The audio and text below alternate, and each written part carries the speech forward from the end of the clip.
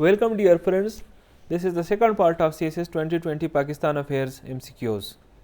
Question 11 is, the total length of coastline of Pakistan is, Pakistan की साहिल का जो total length है वो कितना है? सो द करेक्ट ऑप्शन ये ऑप्शन ए 650 माइल्स। अगर ये किलोमीटर में पूछा जाता है तो किलोमीटर में ये बनता है कोई 1046 किलोमीटर्स। इसके अलावा पाकिस्तान के बाकी बॉर्डर्स के बारे में अगर पूछा जाता है तो पाकिस्तान का अफ़गानिस्तान के साथ जो बॉर्डर है उसका लेंथ है 2430 किलोमीटर। इंडिया के साथ टोटल लेंथ बनता है 2912 किलोमीटर, और इस तरह ईरान के साथ 909 किलोमीटर, और चाइना के साथ सबसे जो छोटा बॉर्डर लेंथ है वो चाइना के साथ बनता है, that is 585 kilometre. Question number 12 is, which is the SAARC summit to be held in Islamabad and was postponed in November 2016? SAARC का वो कौन सा समिट है जो कि नवंबर 2016 में इस्लामाबाद में होना था? सो द करेक्ट ऑप्शन ये option B 19th। Following the 2016 Uri terror attack, India cancelled its participation in the 19th SAARC summit, alleging Pakistan's involvement in the terror attack.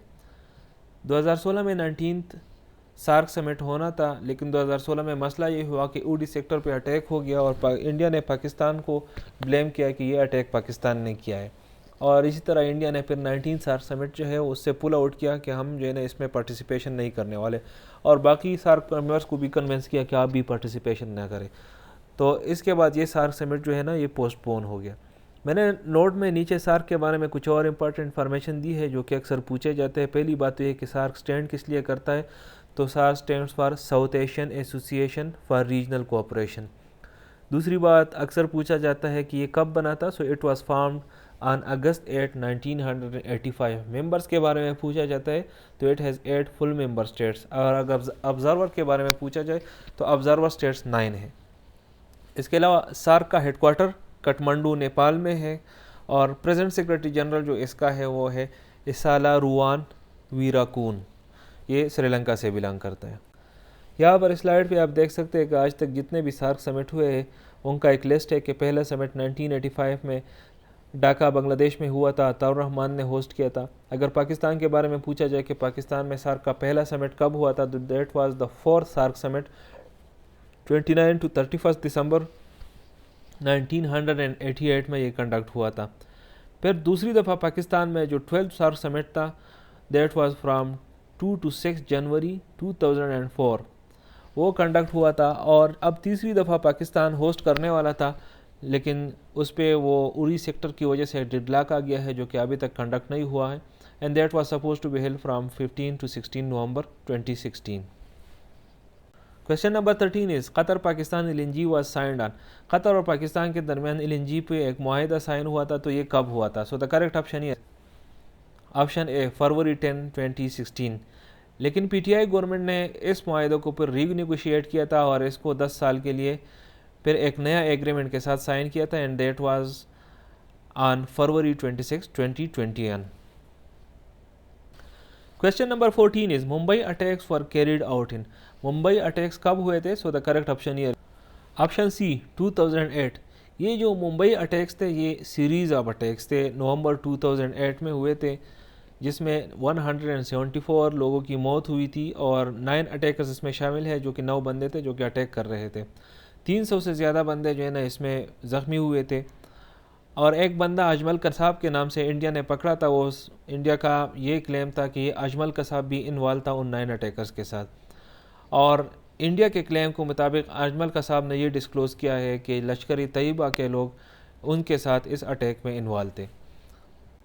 Question number 15 is, Soviet union withdrew it's army from Afghanistan on. Soviet union ने अफगानिस्तान से अपनी army कब withdraw की थी? सो the correct option ये option सी फरवरी 15 1989। इसके बारे में अक्सर पूछा जाता है कि किस एकार्ड के तहत सोवियत यूनियन ने अफगानिस्तान से अपने फोर्सेस विड्रा किए थे, so that was the Geneva accord. दूसरी बात, ये जेनेवा एकार्ड साइन कब हुआ था? That was on 14 April 1988, and this accord provided a framework for the departure of Soviet forces. तो इसके बाद जो सोवियत फोर्सेस ने विड्रॉल शुरू किया 15 मई 1988 को, और फिर ये जारी रहा और ख़त्म हुआ 15 फरवरी 1989 को, मतलब 15 फरवरी 1989 को सवेत के सारे फोर्सेस अफगानिस्तान छोड़ के चले गए। Question number 16 is 18th amendment was passed on. 18th amendment कब पास हुआ था? So the correct option year option C April 8 2010। ये जनरलाइज जब पूछा जाता है तो कब पास हुआ था, इसका मतलब असल में नेशनल असम्बली से कब पास हुआ था। सो द नेशनल असम्बली से ये पास हुआ था अप्रैल 10 2010। और अगर सेनेट का पूछा जाता है तो सेनेट से ये पास हुआ था अप्रैल 15 2010 को, और फिर प्रेसिडेंट ने इसको साइन किया था अप्रैल 19 2010 को। इस अमेंडमेंट के तहत पाकिस्तान का जो आइन था वो सीमाई प्रेसिडेंशियल से तब्दील होकर पार्लियामेंट्री डेमोक्रेसी का एक आइन बन गया।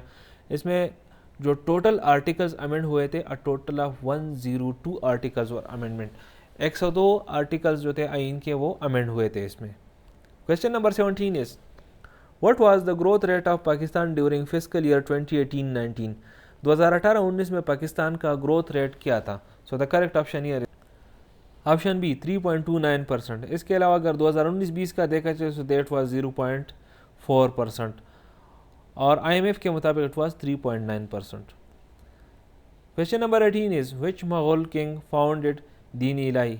कौन से मुगल बादशाह ने दीन इलाही मुतारिफ किया था या बनाया था? सो द करेक्ट ऑप्शन ये ऑप्शन ए अकबर। इसके अलावा अक्सर पूछा जाता है कि दीन इलाही कब बनाई गई थी। सो दैट वाज इन 1982, और अकबर पैदा हुआ था 1542 को और उसकी फौतगी हुई थी 1605 को। दीन इलाही बेसिकली जो some of the elements of the religions of Akbar's empire थे। अकबर के एम्पायर में कुछ रिलीजन जो थे, जिस तरह इस्लाम, हिंदू, क्रिश्चियनिटी, उसमें से कुछ एलिमेंट्स को उन्होंने यकजा किया और फिर मर्ज किया। And thereby reconcile the differences that divided his subjects. और जिन जिन बातों पे वो डिफरेंसेस क्रिएट हुए थे उनके सब्जेक्ट्स के दरमियान, तो उन डिफरेंसेस को रिकनसाइल करने के लिए उन्होंने दीन इलाही को मुतारिफ किया। Din Ilahi was basically a political tool. Akbar अपनी गिरफ्त मजबूत करने के लिए उन्होंने बेसिकली दीन इलाही को मुतारिफ किया था। Question number 19 is Indian revolt started on. Indian revolt जो कि बगावत हिंद के नाम से मशहूर है, कब स्टार्ट हुआ था? सो द करेक्ट ऑप्शन ये ऑप्शन डी मई 10 1857। इंडियन रिवोल्ट के और भी बहुत सारे नाम हैं, जैसे कि सिपाही mutiny, the Indian mutiny, the great rebellion, the revolt of 1857, the Indian insurrection and the first war of independence. ये इन मुख्तलिफ नामों के से इंडियन रिवोल्ट का जो नाम है वो जाने जाते हैं। ये स्टार्ट हुआ था 10 मई 1857 को और ये जारी रहा 1 नवंबर 1858 को। अक्सर MCQs में पूछा जाता है कि इंडियन रिबेलियन या इंडियन रिवोल्ट स्टार्ट कहाँ से हुआ था। So it was started from Meerut. Question 20 is Darul Uloom Deoband was formed in. Darul Uloom Deoband कब बनाया गया था? सो द करेक्ट ऑप्शन है ऑप्शन सी मई 30 1866 को। देवबंद बेसिकली एक टाउन है सहारनपुर डिस्ट्रिक्ट ऑफ उत्तर प्रदेश में, और ये दारुल उलूम चूँकि देवबंद में है इसी टाउन में, तो इसी वजह से इसको दारुल उलूम देवबंद कहा जाता है। इसका फाउंडर था मोहम्मद हुसैन आबिद। अक्सर पूछा जाता है कि who was the founder of Deoband, तो इट वाज मोहम्मद हुसैन आबिद। और अगर पूछा जाए कि दारुल उलूम देवबंद का पहला प्रिंसिपल कौन था, और ये पूछा भी गया है कई बार, सो that was Maulana Mohammad Qasim. Here it is the end of this video. I will see in the next video. Till that time stay blessed.